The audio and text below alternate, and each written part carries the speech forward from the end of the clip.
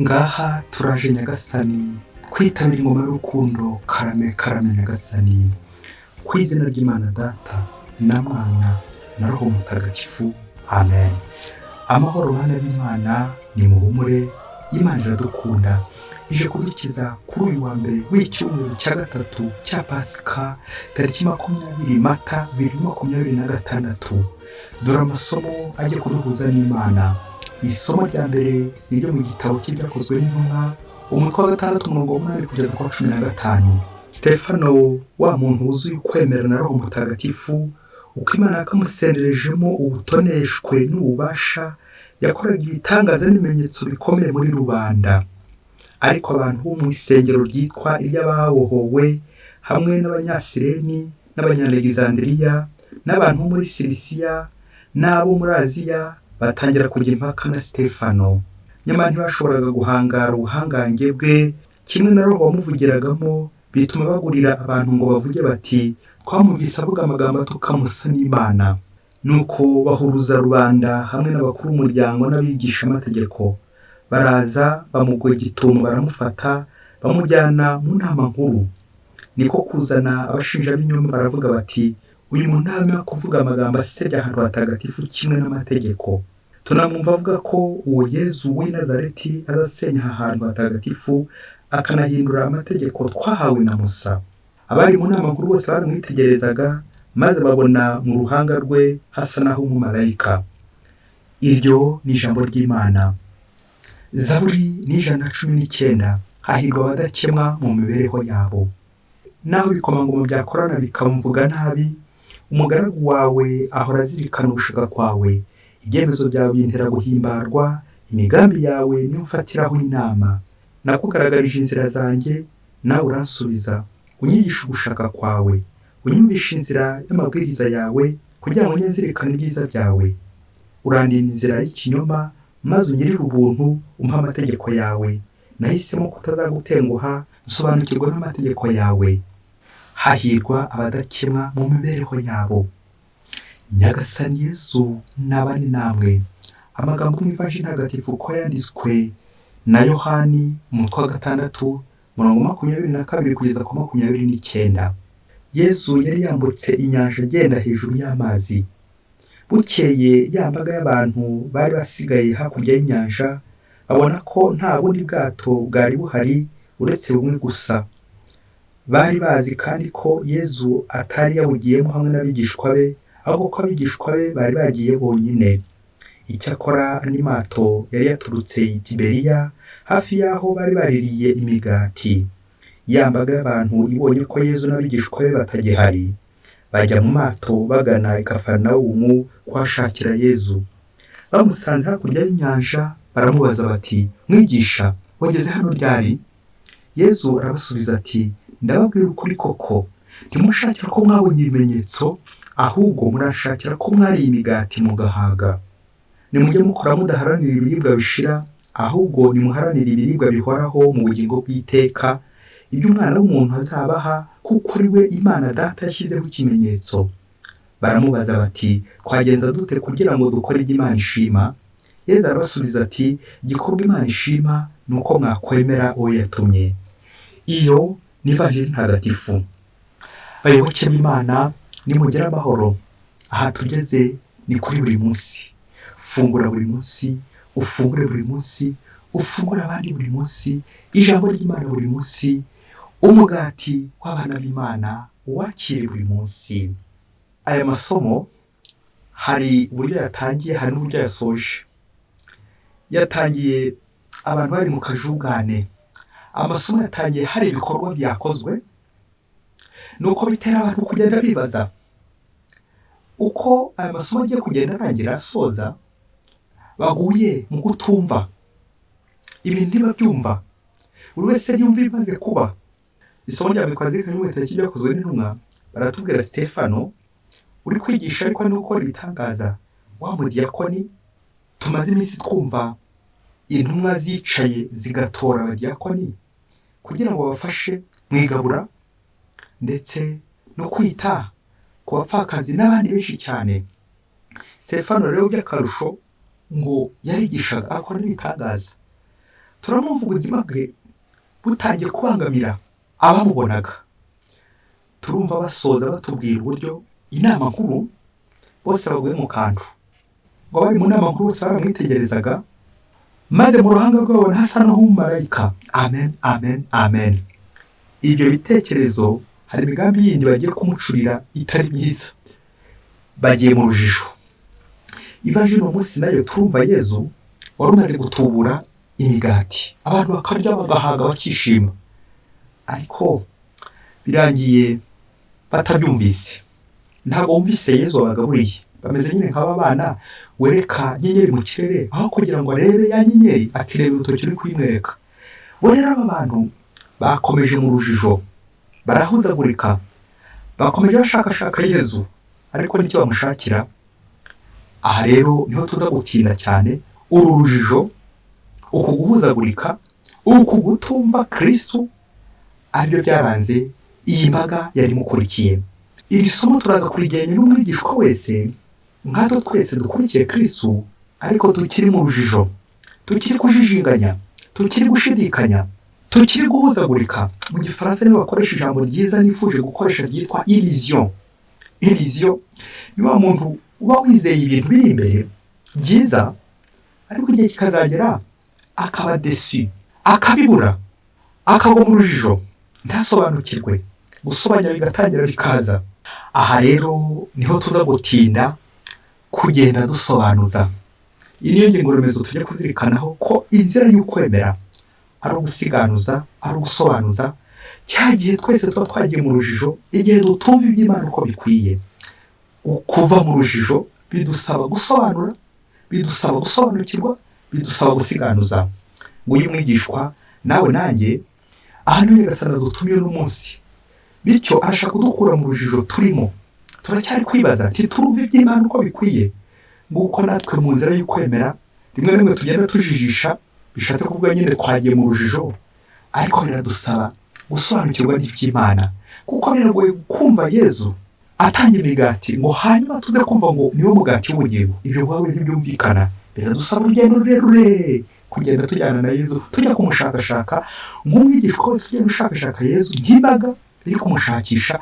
Nubwo biri kumushakira bidahuye n'uko Yezu ashaka, ariko ngapfa kugenda. Reka mfe kugenda shakisha Yezu. Nawe uracyari mu rujijo, shakisha Yezu maze ugende usobanukirwa buri munsi. Mu gusobanuza Yezu tugiye kugendera ku ngingo 3 ziza kudufasha nyine gusobanukirwa. Ingingo ya mbere iritwa amahame tugomba kugenderaho mu nzira y'ukwemera. Ingingo ya kabiri turaza kubona ukwemera kugomba guturanga kugira ngo twakire Yezu. Ingingo ya gatatu turaza kubona ibigeragezo bigenda bigerageza ukwemera kwacu, tukaba twagwa mu rujijo, ntidusobanukirwe uko bikwiye. Reka duhere ku ngingo ya mbere y'amahame umwigishwa wese agomba gukurikira kugira ngo akurikize Kristo buri munsi. Ni amahame yo mu buzima busanzwe, ntugire ngo ni ibintu bikomeye cyane by'amategeko bihambaye, ahubwo ni amahame tugenda dukura amashuri hirya no hino iyo dukurikiye Kristo. Icya mbere badusaba ni ukudacika intege igihe dukurikiye Kristo. Ihame rya mbere ritwa ngo aho gusiba wakerererwa. Iryo hame ritwigisha ko mu by'Imana nubwo tutaba tubyumva ariko tukagenda, nubwo twakerererwa ariko tukagenda, nanjye kuvuga tugapfa kugenda. Uko Yezu ntabwo areba gusa abazindutse, dore ko n'Abisirayeli barazindutse umuryango Imana yatoye bwa mbere, ariko se wumvise Imana mbere ya bose, ahubwo byarangiye batanayumvise. Ibyo manzi, indara, abasambanyi, abasoresha, uzi ko babandi baje ku minota ya nyuma ari bo baje gusobanukirwa n'iby'ingoma y'ijuru. Ngize intungane, aho gusiba wakerererwa gukomeza ushakashaka Yezu, ntabwo ari uko hageze mu minota ya mbere, ahubwo ushobora no kuza nyuma ugasarura byinshi, rero ntugacike intege ntukerererwa. Mu by'Imana bidusaba kugenda gahoro gahoro gahoro gahoro kugeza ubwo tuzumvira iby'Imana Yezu Kristo. Aho gusiba wakerererwa. Ihame rya kabiri ni ry'Umwongereza wagize ati try and fail, not fail and try. Ngo gerageza mbere yo gutsindwa. Ngo aho kugira ngo uze gutsindwa ujye wagerageza, banza ugerageze, ushyiramo imbaraga, gukomeza tukagerageza igihe turi mu nzira y'ukwemera. Reka ngerageze uyu mwitozo wa roho nze kureba ko bikunda gukomeza tugerageza. Banza ugerageze. Abantu benshi baduca intege ati nujya hirya uyu mushinga ntushobora kuwushobora, ibi ntiwabishobora, ibi ntibyakunda. Banza ugerageze. Nugera hagati ukabona bidakunze ariko wagerageje imbaraga zawe kugerageza mu byiza. Ihame rya gatatu ni ukudacika intege, kutagarukira mu nzira, gukomeza kugeza ku ndunduro nka kurya Yohani agerageza agakomeza akageza ku ndunduro ku musaraba ajyanye na Kristo. Natwe mu nzira zacu, mu rugendo rwacu duhura n'urucantege, abaduca intege, abatuyobya, abaturangaza. Ese nanjye njya mbarenga kugira ngo nkurikire Kristo? Ngiye byabereye muri aya masomo, Stefano wahawe Imana bwa mbere ntabwo acika intege, arakurikiza aya mahame agakomeza. Biraza gutuma inama nkuru iterana, ejo tuzumva uburyo bazamutera amabuye. Yarakomeje mpaka ageze kwa nde? Ageze kwa Yezu, ageze ku Mana. Na Yezu nawe hari ikivunge kimuri imbere. Iki kivunge twagereranya natwe twese abigishwa, dukomeza kugenda dushakisha. Ntago bahwemye kugenda bashakisha Yezu, bashakisha uburyo bwose mpaka bamugezeho. Kandi nubwo batari gusobanukirwa, natwe mu nzira y'ukwemera aya mahame araturanga kugira ngo ntitukibwire ko tuzahita tugenda tukabona Yezu ako kanya. Bidusaba urugendo rurerure kugenda tumushakisha kugeza igihe tumugereyeho. Ingingo ya kabiri iraza kwitwa ukwemera mbere yo kwakira Ukaristiya. Tuzirikane ko muri iki gihe cya Pasika, cyane cyane iki cyumweru cya gatatu cya Pasika, tuzazirikana muri iki cyumweru ku mutwe wa gatandatu w'ivanjiri yanditswe na Yohani. Uyu mutwe utubwira ibintu bibiri by'ingenzi. Utubwira ukwemera tugomba kugira, kugomba kuranga umukristo mbere yo kwakira Yezu Ukaristiya. Aho batubwira Yezu yatubuye imigati, ariko byakomeje guhakurikira. Abigishwa ntibabyumvise, imbaga yari imukurikira ntiyakomeje kubyumva. Yezu arakomeza avuga ko ari umugati w'ubugingo, ariko ntibabyumva. Ni ngombwa rero ukwemera kugira ngo tubashe kwakira Yezu, kuko Yezu ni uw'ijuru nyine, kandi iby'ijuru kugira ngo byakire bisaba iki? Ukwemera. Iyo rero umuntu afite ukwemera nibwo ashobora kwakira iby'ijuru. Twebwe twikundira ibya hano ku isi, tukumva twakwibera mu biribwa bishira, akabyo Yezu yaduhereza, ariko aratubwira ati nyamara muharanire ibiribwa bidashira. Icyo nicyo kiranga umukristo, ko wakira Kristo hari ukwemera ufite. Akenshi natwe mu buzima tujya guhazwa, ariko se ufite ukwemera? Urumva uhawe umugati w'ubugingo kwa Yezu Kristo? Abenshi ntabwo tubyumva. Rero kuba utabyumva ntugacike intege, komeza inzira watangiye. Komera, Yezu akuri hafi kandi arakurinda, arifuza ko nyine wamwegera mukaganira. Yezu ati ntimushakira ko mwabonye ibiribwa, natwe turi ku rugendo nk'imbaga dushidikanya. Ukwemera kwacu ni guke, turashaka natwe kubona Yezu, guhabwa Yezu umugati w'ubugingo, Ukaristiya. Reka tujye ku ngingo ya gatatu, deception. Umwigishwa wese uri ku rugendo hari ibyo aba yiteze kwa Yezu. Uba witeze ko Yezu akora guha imigati iyi ya hano ku isi, ariko igihe cyagera ukabona atari ko bimeze. Yezu ari gushaka gukwereka ino migati ishira, agira ngo akurangire we ubwe ko rero mugomba kugumana. Akenshi rero hari igihe tubona ibyadushimishaga bimaze gushira, nuko natwe tugahita dushirira. Yezu rero araduhamagara kugira ngo natwe duhamye ibirindiro, aho tujya tugira urujijo, aho tugira ukwemera guke, aho dushidikanya, duhamye ibirindiro mu nzira y'ukwemera, tumugana, tumukurikira kandi tumukurikiza. Ndashaka gukurarikira inkuru tugiye kumva irimo deception, irimo wagize agahinda, uwihebye, waguye mu rujijo. Umunsi umwe hirya kure cyane muri Afurika, ngo uwihaye Imana wari umaze gusezerana, jeune professe, yagize ikibazo kiremereye cy'ububihe, ashaka gutaha ako kanya. Nuko agufatira ibintu bye arabizinga, imyambaro byose ashyira muri valize, arangije arayifata, afata nzira ngo aragenda avuye mu bihaye Imana. Nuko ari mu nzira aravuga ati ariko hari umujyanama w'Roho nagize yakoraga ngira inama, reka njye kumusezeraho mubwire ko ubuzima bunambiye muvuyemo, ataramara n'umwaka mu bihaye Imana asezeranye. Nuko aragenda amutekerereza ibintu bitanu bigiye kumukurayo. Père spirituel aramwakira, aramwumva. nuko aramubwira ati mva rero ubuzima bw'abihayimana asanzwe atari ubwanjye, nkurikije ibyo ndi guhabonera binteye urujijo, binteye gushidikanya, ndumva ntakomeza ntya. icya mbere, uzi ko naje mu bihayimana nzi ko ari ugusenga gusa basenga, bityo numvaga nta wasiba n'isengesho, ahubwo naratunguwe nsigaye mbona benshi banarisiba mu buzima bwabo. ubu rero ibyo byakomeje kunshanga. burya aba bantu niko bateye, burya uko nibwiraga ko basenga cyane burya siko bimeze. byarancanze. icya kabiri, uzi ko naje mu bihayimana nzi ko ari abantu b'Imana koko, intungane. none ndatungurwa nuko indyarya nyinshi niho zibarizwa, abagambanyi benshi niho babarizwa, abishora mu ngeso mbi nyinshi cyane niho babarizwa. nabonye ikinyuranyo, ubuzima bw'akavuyo aho niho bubarizwa, abagambanira abandi niho babarizwa. uzi ko byakomeje kunshanga.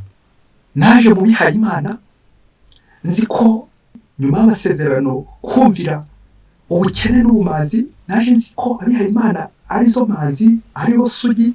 ariko icyantunguye ni uko mbona hari bamwe badohotse nka kurya isogisi ishiramo elastique, ntagaruriro. hanyuma ayo masezerano ko twasezeranye nkabona biri kunshanga, nanone ndacyacanganyikiwe. byarancanze. icya kane, uzi ko naje mu bihayimana nzi ko batarya ibibonetse byose, bataryama habonetse hose, badakora ibibonetse byose. none usigaye ubona amahoteli akomeye cyane y'amaraha menshi cyane, bamwe bajyayo abandi bakohoka, abandi bagakora ibidakwiye, abandi bakaryama habonetse hose, bakarya ibibonetse byose. aho se niho basigaye bashakira henshi habi. ibyo byose nkabona biri kunshanga, nkabihirwa, nkumva icyo naje gushaka atari cyo ndi kubona. icya gatanu, mwarimu, ko mu bihayimana nari nzi ko njemo kugira ngo nshakishe ubutagatifu, ubutungane, ijuru, ko mbona ahubwo nkomeje kuguma ngo ntazaribura. niyo mpamvu rero mfashe agakapu kanjye nditahiye, kuko mbona ntakomeza ubu buzima bumeze gutya. ndumva inzira yanjye irangiriye aha ngaha, ndumva ntakomeza, mpisemo kwisubirira iwacu, kuko mbona iyi nzira ingoye kuyikomeza. nuko mwarimu mu kumutega amatwi, uko yakamuteza amatwi, akomeza kumutega amatwi kugera ku ndunduro, sinifuza guhita nkubwira icyo mwarimu yamusubije, kubera ko hari igisubizo tuzabona mu masomo y'ejo ku wa kabiri, anacyo nyirizina tuzashingiraho kugira ngo dusubize uyu mwigishwa, dusubize uyu Hayimana. hagati aho nifuza kuguha umukoro nawe utahana, nk'umwigishwa wese nawe uri muri ubu buzima rimwe na rimwe ukaba bwagucanze, uyu nyine wacanganyikiwe nawe nanjye twacanganyikirwa natwo twese, ibintu bikaducanga. ushobora gucangwa n'ubuzima bwo mu rugo, ugacangwa n'ubuzima bw'abihayimana, ugacangwa n'ubuzima bwose uri gutambukamo, ukabona ibibazo birakuremereye cyane ntubashe kubyumva. aha ni ijambo ry'Imana rero rikora umuti, aha ni ukaritsiye ukora umuti. ngira ngo nawe nkubaze ngo uyu wihayimana wamuha ikihe gisubizo? biraterwa nyine no kukwemera kwawe ujya ukugaburira, biraterwa nawe naho ugeze mu kwemera, biraterwa no kujya wakira ukarishya, no kumva ukaritsiye, no kumva ijambo ry'Imana uko urikurikiza. mukomeza dushakisha ibisubizo tuzasubiza uwihayimana ejo. reka duhere ku bintu bitatu biza kugufasha kumurikira mu gukora uyu mukoro, mu gutanga igisubizo dore ko ijambo ry'Imana ntabwo ridusubiza gusa, ahubwo rinatubaza. icya mbere ni deception y'abigishwa ba Emawusi, bagize ukwiheba ngo twari tuzi ko ari uzaba bakora Isiraheli, none dore wabaye umunsi wa gatatu apfuye. ubu bavugaga Yezu, bari bazi ko ari uzaba bakora Isiraheli. iyo deception, twari tuzi ko ibintu bizagenda bitya, none biraducanze. igisubizo kindi aho tuza kukirebera ni ivanjiri twazirikanye. none bamaze kugaburirwa imigati, imbaga yakurikiye Yezu yagiye kumushakisha, ariko atari ukumushakira ngo bamubone, ahubwo bishakira ya migati. nabyo yazababwira ati ndabizi ntabwo mushakira ko mwabonye ibimenyetso, ahubwo murashaka imigati yo kurya. ni ikibazo cy'inda yandi ari kwerekeza kuri bya byifuzo, ndetse tuvuge by'uwihayimana, ibi yumvaga yiteze, ibi byose bikaza gusanga atari ko bimeze. hari undi rugendo agomba gukora kugira ngo azasobanukirwe. nuko iyi mbaga iti mwigisha wageze hano ryari? Yezu mu gisubizo arabatumira kuva mu rujijo, kutamwitiranya, baharanira ibiribwa bidashira, ibiribwa byo mu ijuru, umugati utanga ubugingo. nuko baraza kubaza bati twakora iki kugira ngo dukore icyo Imana ishima? icya gatatu, twongere turebe uwihayimana uri imbere yacu, ukeneye ubujyanama, nkawe ubaye umujyanama watangira iyihe nama? turamufasha iki ngo wumve ko ijuru atari ugushyira amaboko mu mufuka, atari ukudamarara, ko ijuru ahubwo ari urugamba, kurwana urugamba, epreve, kurwana n'ibi byose bidushikamira, bitubangamira, bidutesha ukwemera, bitujyana kure. Abo bose bakora ibyo Imana idashaka ko nabo tugomba kujyana nabo kuri uru rugendo, ko ijuru ari gushyiramo imbaraga za roho, ko ijuru ari ukuvunika. Nawe rero uzi gusoza ku kuzirikana iyi meditasiyo, ubaza Imana uti twakora iki kugira ngo dukore icyo Imana ishaka, icyo Imana ishima. Ushinze urugo wakora iki kugira ngo ukore icyo Imana ishima? Wihaye Imana wakora iki kugira ngo ukore icyo Imana ishima? Musore mukobwa wakora iki kugira ngo ukore icyo Imana ishima? Uze kubaza icyo kibazo ati Yezu nakora iki kugira ngo nkore icyo ushaka, icyo ushima, aho gukora ngiye nishimisha bya bindi bishobora no kunshimuta, maze nkore icyo ushaka buri munsi, ngendane nawe nkore ugushaka kwawe. Ubwo rero nahejo tuzakomeza, buri wese tuzareba aho yakosoreye uyu mukoro. Utangiye ushyira ibisubizo muri komenti, nakora iki kugira ngo nkore icyo Imana ishima? Umukoro ndagusigiye devoir à domicile, uzaharanire kuwukosora neza. Nahejo Nyagasani akomeze kukugira neza buri munsi. Mwese Imana ibahe umugisha. Imana Data na Mwana na Roho Mutagatifu. Amen. Padiri Musumukora Ladislas wa Diyosezi ya Cyangugu.